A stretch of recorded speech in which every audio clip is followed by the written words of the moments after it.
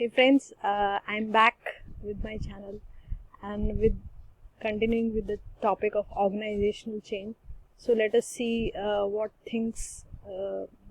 concepts do we have in here for some new concepts related to organizational change.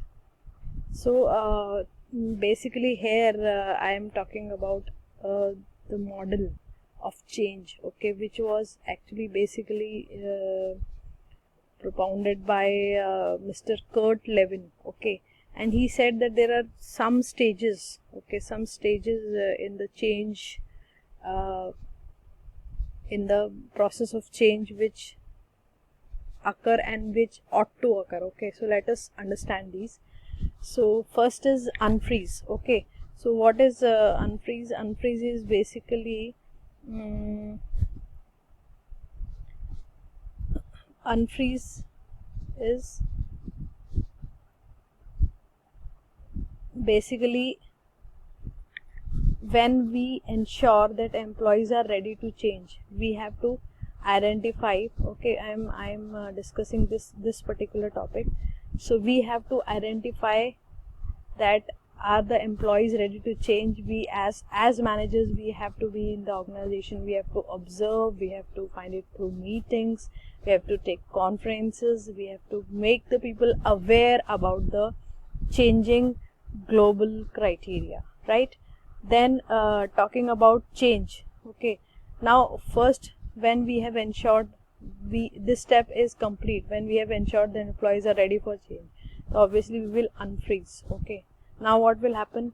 We will execute the intended change through change strategies, okay, through planned developments, by whatever we have planned, that we will execute or we will implement. Now the third phase that comes is actually basically the controlling or refreezing phase. Refreeze, it is that when we ensure that all the implementation and execution of the change has occurred, okay, they have taken place, all the major changes have taken place in the organization, and we need to ensure as manager that they become permanent, okay. So that is refreezing.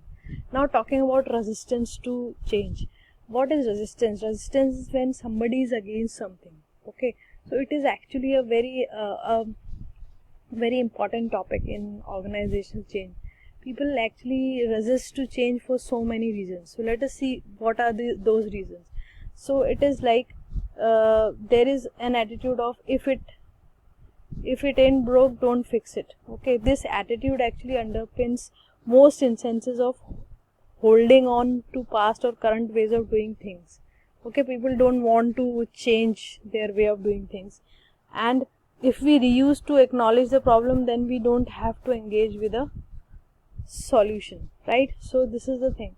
So this is the attitude why people resist, okay. Then the second one, it won't work here, we are different. People have this ideology that boss, this change will not work here, it's not going to work here, we are different, we have different kind of educational backgrounds, we have different kind of grooming, so we can't just go for it.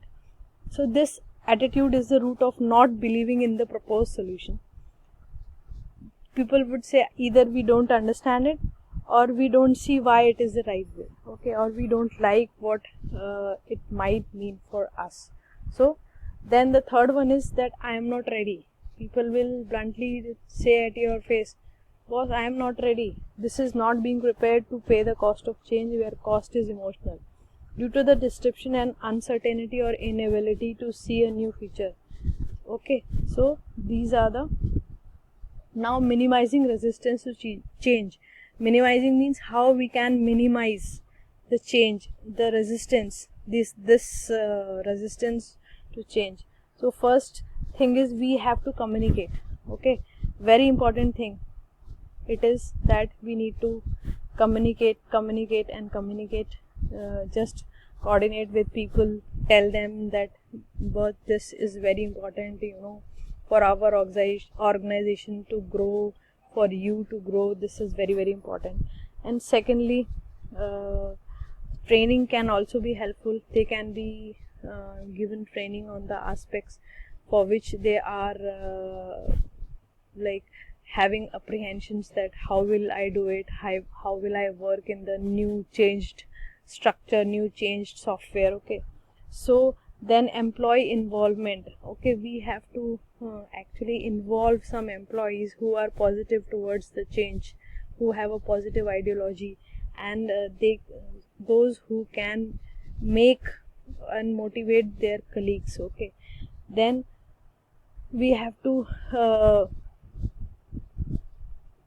hold and organize some stress management workshops also for these employees, because obviously when there is a change, there is a lot of change of procedure and a lot of hard work it needs to be done on the part of employees. So stress management workshops should be there. They are the need of the hour at that time.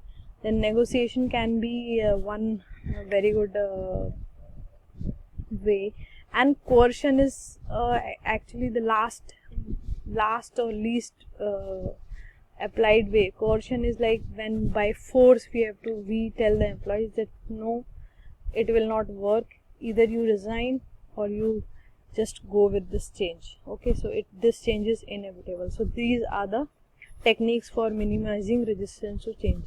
Now talking about the change approaches, what can be the approaches? Okay, so first is education and communication. We can educate people, we can communicate to them. Then participation and involvement. Okay, we can involve more and more people into the meetings, into the decision making procedures, and we can just go for participative decision making.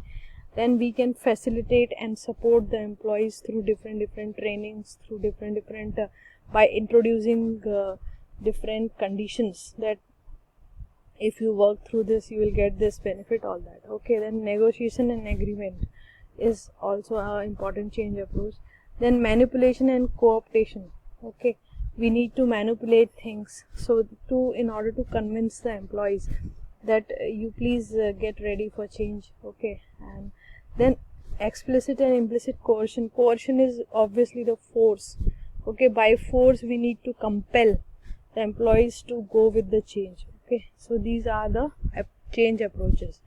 Now that is it for today, and hope you liked it.